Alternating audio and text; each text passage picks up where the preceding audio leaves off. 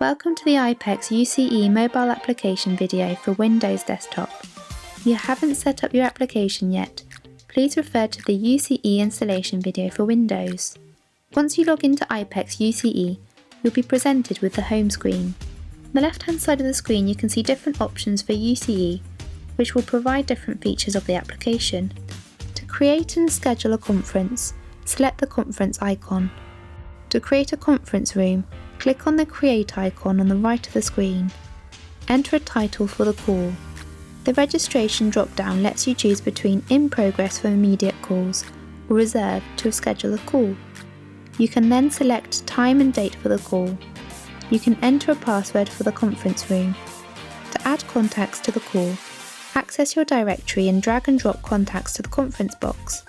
To book the conference room, click OK.